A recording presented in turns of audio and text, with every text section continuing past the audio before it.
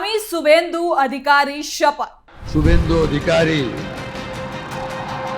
ঈশ্বরের নামে শপথ করিতেছি যে বিধি দ্বারা স্থাপিত ভারতের সংবিধানের প্রতি আমি অকৃত্রিম নিষ্ঠা ও আনুগত্য পোষণ করিব। আমি ভারতের সার্বভৌমত্ব ও অখণ্ডতা রক্ষা করিব। পশ্চিমবঙ্গ রাজ্যের মুখ্যমন্ত্রী রূপে আমার কর্তব্য সমূহ निष्ठापूर्वक। नमस्कार, आप देख रहे हैं कैपिटल टीवी। मैं हूं आपके साथ सृष्टि शाह। पश्चिम बंगाल की राजनीति में इस बार ऐसा बदलाव देखने को मिला जिसने पूरे देश का ध्यान अपनी तरफ खींच लिया। जहां लंबे समय तक सत्ता में रही तृणमूल कांग्रेस को पीछे छोड़ते हुए बीजेपी ने राज्य में सरकार बना ली और शुभेंदु अधिकारी ने मुख्यमंत्री पद की शपथ ले ली। चुनावी नतीजों के बाद बीजेपी समर्थकों में उत्साह है, तो वही विपक्ष लगातार नई सरकार की कार्यशैली पर नजर बनाए हुए है। लेकिन सत्ता हासिल करना जितना बड़ा काम था, उससे कहीं ज्यादा मुश्किल अब सरकार को चलाना माना जा रहा है, क्योंकि बंगाल की राजनीतिक और सामाजिक परिस्थितियां हमेशा से चुनौतीपूर्ण रही हैं। बंगाल में बीजेपी की नई सरकार शुभेंदु के सामने सबसे बड़ी परीक्षा। क्या खत्म होगी राजनीतिक हिंसा? कानून व्यवस्था पर बड़ा सवाल। बंगाल में बीजेपी की नई सरकार ऐसे समय में सत्ता में आई है जब राज्य में कई गंभीर समस्याएं चल रही है। सबसे पहले राजनीतिक हिंसा, बेरोजगारी, उद्योगों की कमी, महिला सुरक्षा, प्रशासनिक सुधार और केंद्र राज्य संबंध जैसे मुद्दे सरकार के सामने खड़े हैं। चुनाव प्रचार के दौरान बीजेपी ने जिन मुद्दों को लेकर ममता सरकार पर हमला बोला था, अब उन्हीं मुद्दों पर काम करके दिखाना जिम्मेदारी बन गई है बीजेपी के कंधों पे। तो चलिए जानते हैं शपथ से लेकर चुनौतियों तक का सफर। शुभेंदु बने बंगाल के सीएम। पीएम मोदी के साथ पहुंचे मैदान। ममता के बाद अब नई चुनौती। बंगाल में बदलाव या नई लड़ाई? पश्चिम बंगाल में अब एक नए राजनीतिक युग की शुरुआत हुई है। शुभेंदु अधिकारी ने पश्चिम बंगाल के मुख्यमंत्री के रूप में शपथ ली। वो राज्य में इस शीर्ष पद पर आसीन होने वाले पहले बीजेपी नेता है। শুভেন্দু অধিকারী ঈশ্বরের নামে শপথ করিতেছি যে বিধি দ্বারা স্থাপিত ভারতের সংবিধানের প্রতি আমি অকৃত্রিম নিষ্ঠা ও আনুগত্য পোষণ করিব। আমি ভারতের সার্বভৌমত্ব ও অখণ্ডতা রক্ষা করিব। পশ্চিমবঙ্গ রাজ্যের মুখ্যমন্ত্রী রূপে আমার কর্তব্যসমূহ নিষ্ঠাপূর্বক এবং বিবেকসম্মতভাবে নির্বাহ করিব এবং ভয় বা পক্ষপাত, প্রীতি বা বিদ্বেষ রহিত হইয়া সকল শ্রেণীর জনগণের প্রতি সংবিধান ও বিধি অনুসারে ন্যায় আচরণ করিব।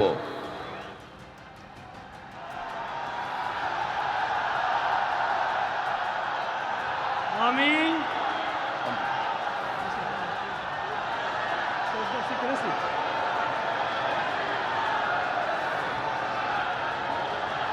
আমি শুভেন্দু অধিকারী ঈশ্বরের নামে শপথ করিতেছি যে পশ্চিমবঙ্গ রাজ্যের মুখ্যমন্ত্রী রূপে যে কোনো বিষয় যাহা আমার বিবেচনার জন্য আনিত হইবে বা আমি জ্ঞাত হইব, তাহা মুখ্যমন্ত্রী রূপে আমার কর্তব্যসমূহের যথাযথ নির্বাহের জন্য যেরূপ আবশ্যক হইতে পারে তদ্গতিকে আমি প্রত্যক্ষ বা পরোক্ষভাবে কোনো ব্যক্তি বা ব্যক্তিগণের নিকট ज्ञापन करिब ना बा प्रकाश करिब ना। जहां 15 सालों तक बंगाल में ममता बनर्जी का शासन रहा, अब बंगाल को आगे ले जाने की जिम्मेदारी शुभेंदु की है। आपको बता दें कि जब पीएम मोदी कोलकाता पहुंचे तो शुभेंदु अधिकारी खुद पीएम मोदी को रिसीव करने के लिए एयरपोर्ट पर गए, जिसके बाद ब्रिगेड परेड मैदान में जहां शपथ समारोह हुआ था, वहां पीएम मोदी और शुभेंदु दोनों साथ में नजर आए। रोड शो में दोनों की तस्वीरें देखी गई, जहां पीएम मोदी काफी ज्यादा खुश नजर आए। আমাদের পরম আদরণীয় প্রধানমন্ত্রী শ্রী नरेंद्र मोदी जी नई खुशियों के साथ जागो आज, नई सूर्य किरणों में शुभ सुंदर प्रेम से उज्जवल और निर्मल जीवन में जीवन का नया झरना फूट पड़ा है। आशाओं के गीत उभर रहे हैं। आज शांति की इस पवन में अमर पुष्पों की साथ सुगंध बह रही है। दोनों हाथ हवा में लहराते हुए जनता का अभिवादन कर रहे पीएम मोदी के चेहरे पर वो जीत की खुशी साफ साफ दिखाई दे रही है। साथ ही शुभेंदु अधिकारी के अलावा 7-5 बीजेपी विधायकों ने भी कैबिनेट मंत्री पद की शपथ ली। शपथ लेने वालों में से दिलीप घोष, अग्निमित्रा पॉल, अशोक कीर्तोनिया, क्षुदिराम टुड्डू और निशित प्रामाणिक का नाम है। बीजेपी सरकार की अग्नि परीक्षा, रोजगार और निवेश पर फोकस, विपक्ष के निशाने पर नई सरकार, क्या बदल पाएगा बंगाल का हाल? बंगाल में सत्ता बदली, चुनौतियां नहीं। शुभेंदु सरकार पर जनता की नजर, हिंसा रोकना सबसे बड़ी चुनौती।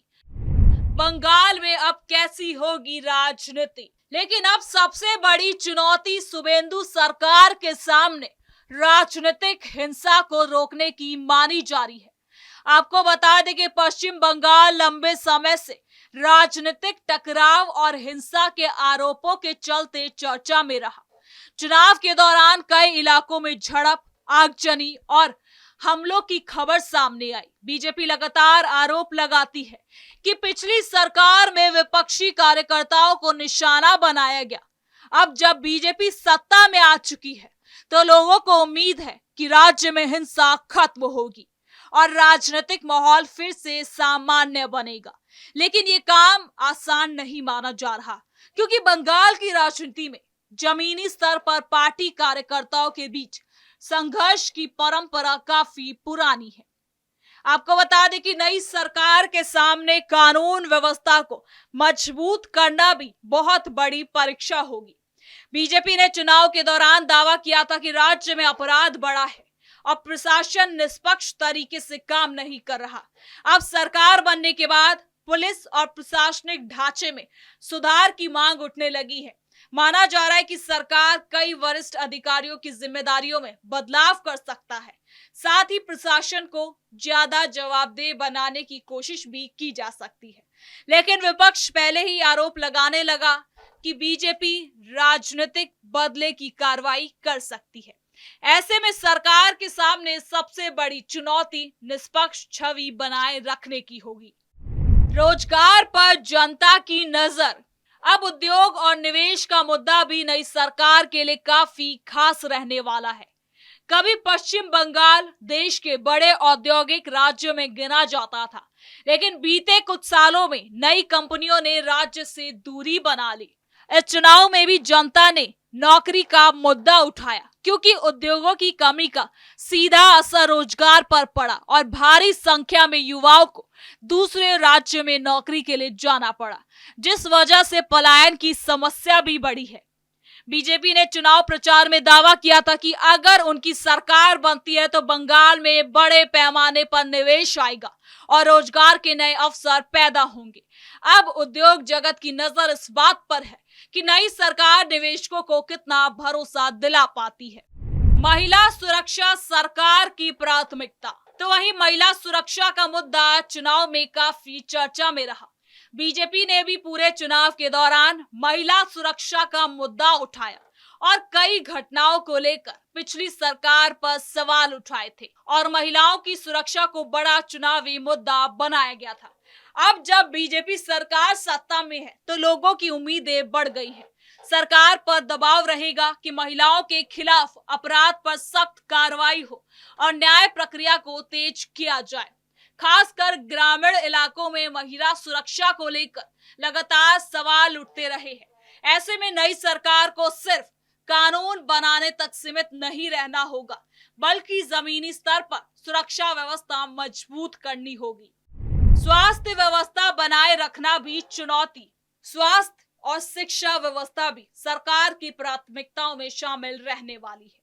चुनाव प्रचार के दौरान बीजेपी ने दावा किया था कि राज्य के सरकारी अस्पतालों और स्कूलों की स्थिति में सुधार की जरूरत है। कोरोना महामारी के बाद स्वास्थ्य ढांचे को मजबूत करने की मांग उठी है। नई सरकार अगर स्वास्थ्य सेवाओं और रोजगार साथ ही साथ शिक्षा व्यवस्था में सुधार करती है तो इसका सीधा फायदा आम लोगों को मिलेगा, लेकिन इसके लिए सरकार को बड़े बजट और बेहतर प्रशासनिक व्यवस्था की जरूरत होगी। किसानों और ग्रामीण अर्थव्यवस्था की स्थिति भी सरकार के सामने बड़ी चुनौती है। बंगाल की बड़ी आबादी खेती पर निर्भर है। किसानों की आय बढ़ाने, फसल का उचित दाम दिलाने और ग्रामीण क्षेत्रों में रोजगार के अवसर बढ़ाने को बीजेपी ने कई वादे किए थे। अब किसानों को उम्मीद है कि सरकार उनकी समस्याओं पर तेजी से काम करेगी, खासकर सिंचाई, फसल बीमा और ग्रामीण सड़कों जैसी योजनाओं को लेकर लोगों की नजर सरकार पर बनी है।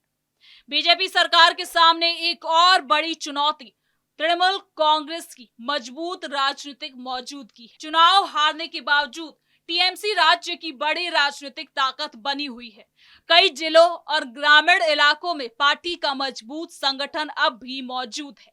ममता बनर्जी और टीएमसी नेताओं ने यह साफ संकेत दिया है कि वो विपक्ष की भूमिका में आक्रामक राजनीति करेंगे। ऐसे में बीजेपी सरकार को लगातार राजनीतिक दबाव का सामना करना पड़ सकता है। अब नई सरकार के शुरुआती फैसलों पर पूरे देश की नजर बनी हुई है। बीजेपी के लिए यह सिर्फ एक राज्य की जीत नहीं, बल्कि राजनीतिक विस्तार का बड़ा मौका माना जा रहा है। अगर पार्टी बंगाल में अच्छा प्रदर्शन देने में सफल रहती है तो इसका असर राष्ट्रीय राजनीति पर भी पड़ सकता है। वहीं अगर सरकार चुनौतियों से निपटने में कमजोर साबित होती है तो विपक्ष को बीजेपी पर हमला करने का मौका मिल जाएगा। शुभेंदु अधिकारी के सामने सबसे बड़ी चुनौती यही होगी कि वो चुनावी नारों को जमीन पर कैसे उतारे। जनता ने बदलाव की उम्मीद में वोट दिया है और अब लोगों की नजर सरकार के कामकाज पर टिकी है। आने वाले कुछ महीने तय करेंगे कि बंगाल में सत्ता परिवर्तन सिर्फ राजनीतिक बदलाव था या फिर वास्तव में विकास और प्रशासन का नया अध्याय शुरू होने वाला है। तो फिलहाल के लिए इस खबर में इतना ही। देखते रहिए कैपिटल टीवी।